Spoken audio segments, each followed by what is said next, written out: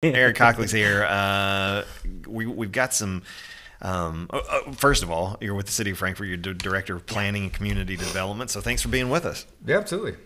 Yeah, and Eric, you've been with us several times over the years, and we're so glad to have you back here on the show. But today we're talking about Frank Park, right? It's kind of the new initiative parking manual that you all have out there on the city's website. Tell folks really what it is and what the intention is behind it, and like how people can use that as a guide. Sure. So for a number of years, we had parking enforcement downtown, as most cities do. Between pandemic and some other things that we were transitioning, we for a couple of years haven't had downtown parking enforcement. During that time, we did a parking study, which some folks may remember, to just kind of try to understand as our downtown transitions maybe what the better way is to manage parking. And so we've transitioned with Laz Parking now to having them operate both our parking garage and the downtown parking enforcement. And so we're a week and a half into actually back to regular enforcement. And so as part of that, and in preparation, we prepared the parking manual. Yeah. And so the hope was to previously our parking rules and regulations and parking zones downtown were all laid out in a really hard to understand ordinance, which most people aren't going to get to. And if they do, it's still hard to understand. There weren't easy to use maps. It didn't explain how to pay for things, how much do things cost, where can I park, where can I not, when can I park there. So our goal was to change the ordinance and then create Frank Park with the help of our parking operator and with our parking advisory group, which is an informal group of stakeholders downtown that we formed to help us work on it, to be just that friendly user manual. And yeah, there's a shot of it. That's what it looks like. You can find it on the city's website. Yeah, and I think we might have a QR code that'll take you I think so. To it? Okay. Yeah, and so if you just go to frankfort.ky.gov and you hover over the top manual or the top, I guess, header where it says how do I, you hover over how do I, and one of the headings is parking. You can go to it, or obviously follow the QR code. So as I mentioned, it's just about managing our downtown parking and trying to get folks to use it the most efficient way so we can support all the projects happening and the businesses downtown. Because we're only going to see hopefully increased parking volumes downtown as we move forward. So we're trying to be ahead of it, manage it. The goal of this is not to generate revenue through parking tickets. No. We just want to get compliance. Hopefully continue to encourage people to use our parking garage for long-term parking. We've been investing in improving the experience in the garage. We've put new LED lighting, cleaned it up, got the elevator working, installed cameras so we can monitor it, and are trying our best to improve that facility. And the more we can get some residential users in there that are going to be in and out of the garage, 24 hours a day, that'll only help the experience and make people more comfortable. So that's what we're trying to do. Yeah, and like you said, more people will be coming to downtown Frankfort in the very near future, and seen it more and more since quarantine stuff is lifted. And officially, I guess the other day, President Biden kind of ended the COVID pandemic. So we'll see more there, and you want to see if people move out of those spots in the 2-hour zones and kind of create more space for other folks who want to come in and do what they need to do downtown. We can sort of go through it a little bit if you like, kind of bit by bit here. Tell us a little bit about it. So these are this is a graphic here. This is in the Frank Park manual you can find out there online, but this is the 2-hour parking zones here. Tell us about that. Sure. So the streets that are marked with that turquoise blue color in this map are the ones where we have 2-hour parking. And that's a 2-hour limit that you can be in one space continuously. But we only enforce that Monday through Saturday, 8 a.m. to 5 o'clock. Okay. So in the evenings, if you come down for concerts or to eat dinner or whatever, 2-hour limit is no worries. Yeah. You said Monday through Saturday? Monday through Saturday. Okay. And these are essentially the same areas that we previously enforced 2-hour parking. We haven't added additional areas. There seems to be a feeling that somehow we've started doing something that we didn't previously do. That's not the case. There are still, as you might see in the Special Historic District and other areas downtown, where we still do not regulate available on-street parking. So people can also strategically park in some of those places if they need to be there during the day for longer term. And they're pretty clearly marked too. So this is, if you're watching this now, you don't have to internalize it and memorize it and go to the Frank Park. Like it does say 2 hour. Yes, we have signage up, and previously, in fairness, as I said, I think before had inconsistent signage downtown. So as part of this, before we started enforcement again, we had the street department go out and consistently mark our 2 hour parking, because before we had a hodgepodge of 15-minute, 30-minute, 2 hour Monday, Friday, 2 hour Monday, Saturday. And understandably, people were confused, and then they would get tickets and be really not happy about it. Especially when they thought they were doing something right. You might have other folks who were like, yeah, I knew I was kind of messing up there. They're like, yeah, I thought I could park here on Saturday because that sign over there says Monday, Friday. What the heck?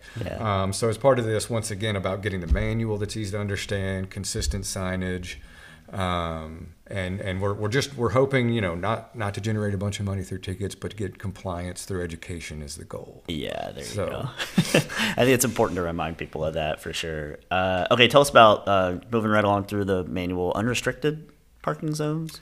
We've got a few of these. So a lot of the residential areas in the Special Historic District are still unrestricted, and some of those other blocks, Lewis Street, Ann Street on certain blocks, still unrestricted. So those areas have on-street parking, and we don't regulate it. So there's no limit on time or time of day and that kind of thing. So those areas in brown on the map that's on the screen now have been unregulated in the past and still are today. Wow.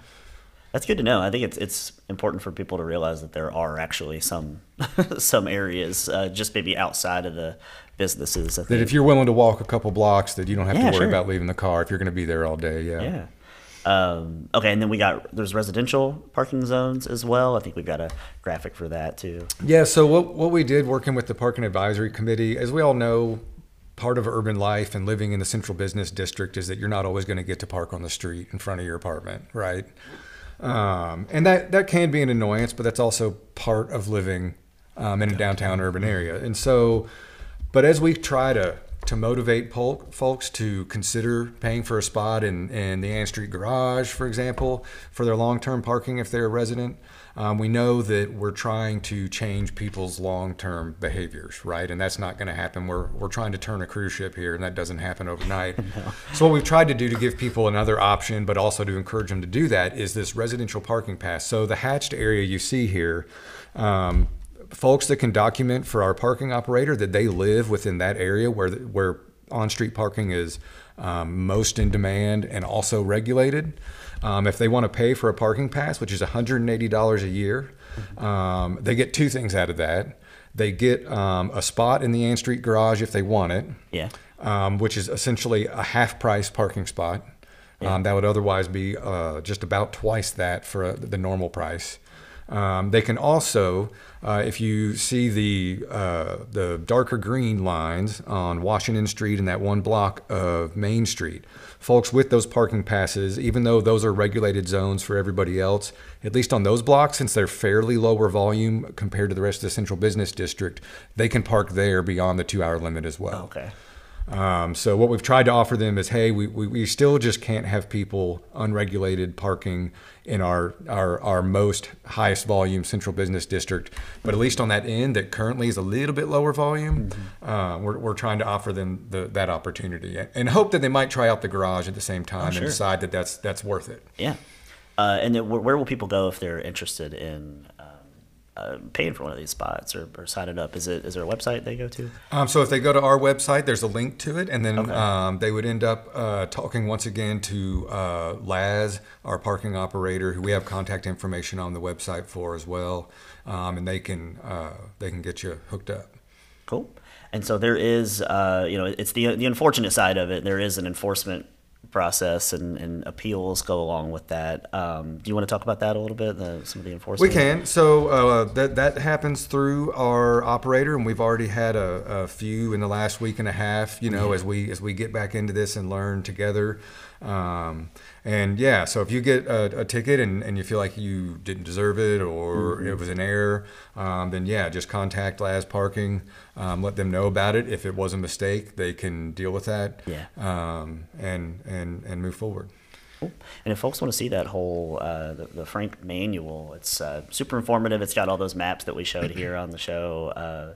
You can hopefully hit that QR code if we can show that one more time. Yeah, and like you said, you can go to the City of Frankfort's website and be able to find it pretty easily through there. Eric, do you go to many concerts? Some, yeah, sure. Okay, what's one of your favorites? We have been to see the Lumineers twice. Okay. They are amazing. Yeah, Okay. they tour. Like They pretty tour. consistently. We saw them at the Yum Center just, I don't know, several months ago. Yeah. It was the first concert we'd been to post-pandemic. Oh, wow. Okay, yeah. The first concert, like after the pandemic, It's weird. It hits a little differently, doesn't it? When you haven't been in those big groups and then you're suddenly in a 20,000 person stadium. Yum Center, like It's like, okay, we're doing this. we're back. Okay. But that was a fantastic show, and they are, for anybody that is familiar with them, they sound every bit as good live as they do, on the album. Oh yeah, well, that's So good. Yeah. it was pretty good. Yeah, good to know. Did you have any bad experiences there? You got any pet peeves you want to share with us, or everybody's well behaved at your concerts? I don't think I've had too many bad experiences at concerts. Well, good. Yeah, that's good. Like one time, I ended up. My mother-in-law had tickets to see John Mellencamp and wasn't able to go. And last minute, my wife and I got to take her 2 tickets. Okay. And it was at Freedom Hall. And man, it was a Sunday night concert, so we had work the next day, so we were being well behaved, but enjoying the show. And we were sitting there, and there were some older folks that were way into the show. And they gave us a hard time for not being on our feet and more vigorously supporting the show and partying. We were like, we're sorry, he's great, we're enjoying it. Work in the morning. Yeah, like a UK game or I'm something. like, yeah, I got work in the morning, Putting guys. pressure on you. Like, man, but The Coug fans. yeah, All right. Don't mess with Mellencamp fans. Yeah, come to party. If yeah, you're in the city. they were on a mission.